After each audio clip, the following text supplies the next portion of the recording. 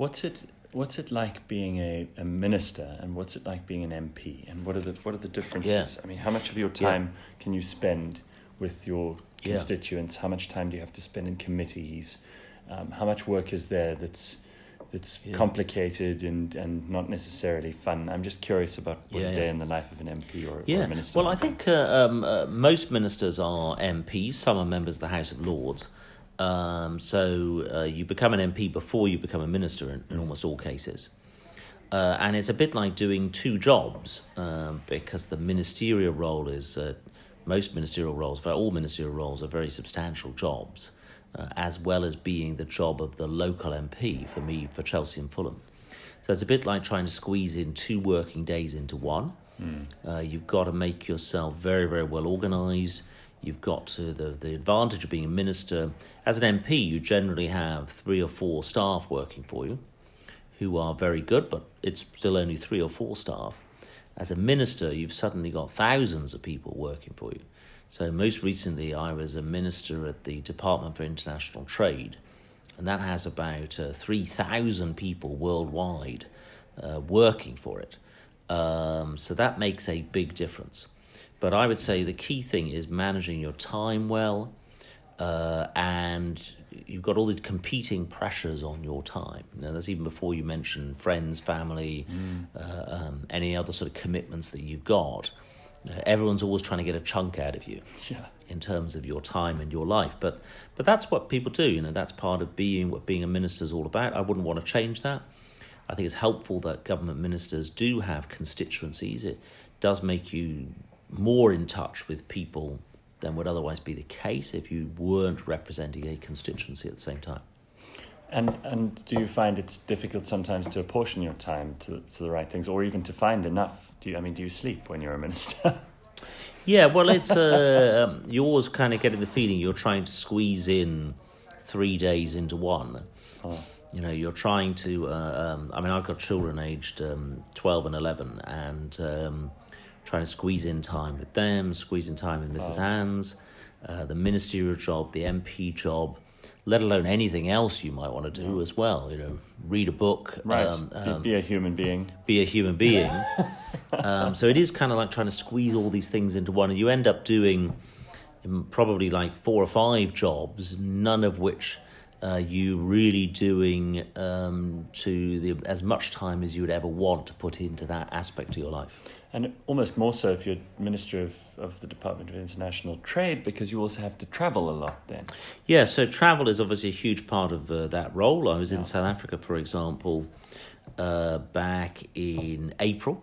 Right. And you might be doing quite a lot of long-haul travel, short-haul travel, and those will be pretty busy schedules. So some parts of the world won't have had a UK government minister visit them for some time. South Africa actually has got quite a few coming through. But when I visited, for example, Kenya hadn't had a UK minister for quite a while. And so they try and maximise your impact, understandably. Right. Our High Commissioner and his team will try and maximise the impact of a UK government minister coming. And you do a pretty packed programme, and that can be quite relentless. But but having said that, you know, it's great fun doing some of these jobs. The trade job, I've got a very international background and a good financial background. So trade, for me, I found a natural fit, and was able to talk about trade. Trade can be both satisfying but also quite technical at times. The rules of international trade can be quite technical. So it's a good combination. It's a good job, that. And then, of course, when you're a minister, you're also in cabinet. Right. Well, I was I have been in cabinet, but doing the trade job, I was just below cabinet. But previously, I was in cabinet when I was the chief secretary of the Treasury. Whole new layer to it does. So, I mean, cabinet meets once a week. There's all kinds of cabinet committees, subcommittees. You're probably doing more media when you're in the cabinet. So that adds, if you like, even more pressure on your time, and being able to fulfil all of these things at once can be quite tricky, and sometimes you have to make compromise. And being here in Parliament, how often do you have to go and sit in Parliament and be present when bills are debated. And yeah, it would sort of passed. depend. So it would depend really which ministerial job. So trade actually wasn't particularly intensive in Parliament. There's trade oral questions from MPs every 5 weeks. And some legislation. In fact, at the moment in the UK, we've got the trade bill going through and the taxation cross-border trade bills are the two pieces of important legislation going through, so that's becoming slightly more intensive. Other ministers are here all the time, like there's always some legislation going through very often on counter-terrorism, very often welfare reform going through, so the ministers for those areas will be very frequently in the House of Commons, whereas the Minister for International Development will generally be abroad, keeping an eye on our international development budget and our international development effort. And then as an MP? As an MP, well, one of the odd things about being a minister, of course, is that you are one of the people answering the questions and answering in debates. So yeah, you can ask them as well. As a minister, you cannot be in the Commons asking questions because the way the government works, it's all collective responsibility. So you cannot be both a member of the government asking a question and in a different topic answering. So when you become a minister as an MP, you have to give up the right to ask questions. However, the flip side of that is you can ask questions around the edges of Parliament to ministers, because you'll see other ministers. You can ask questions on behalf of your constituency then. And you mentioned that you have people who you need on staff. Who are your sort of core team? What do they do?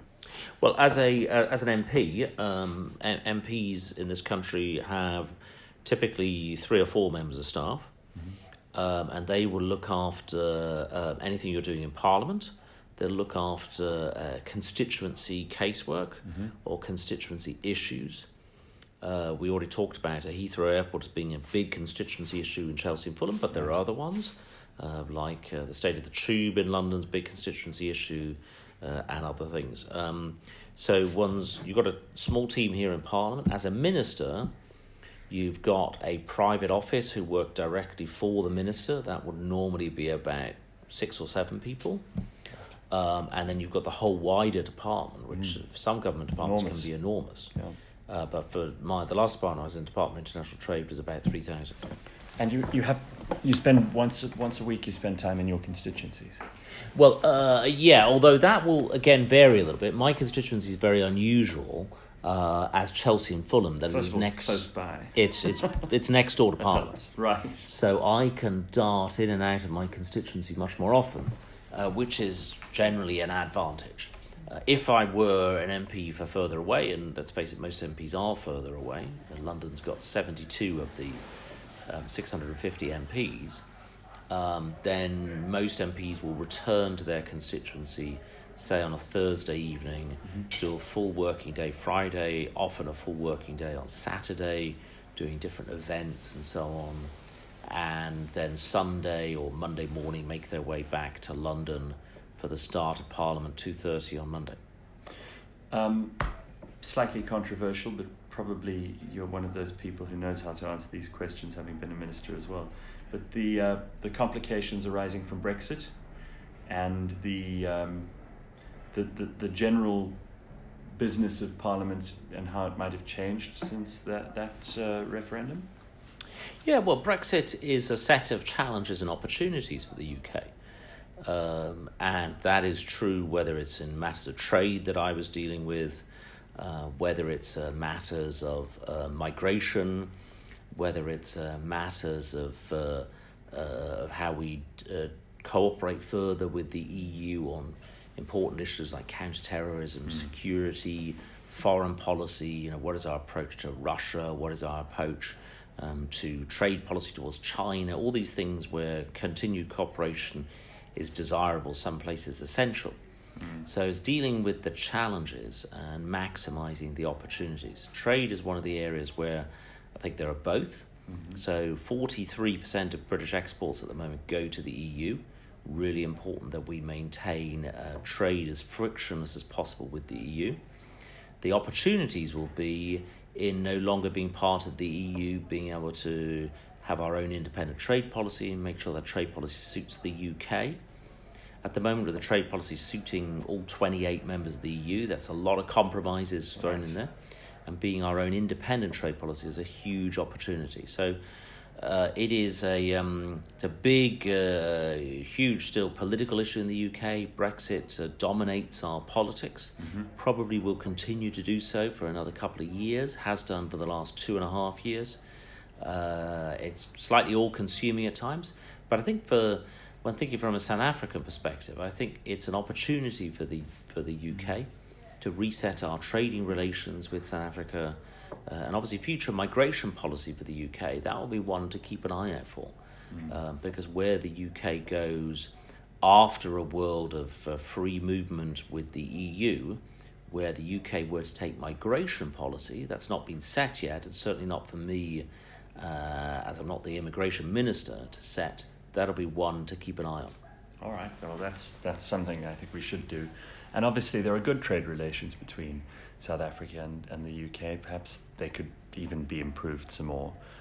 We've been here meeting with business leaders, people in various entrepreneurial enterprises and with the Department of International Trade as well, figuring out how to improve those relations. I think that the world is probably becoming better and better for trade. Do you agree?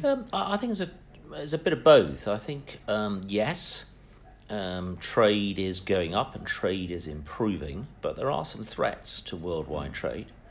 Most of the new barriers to trade in the last 10 years or so have been erected in G20 countries.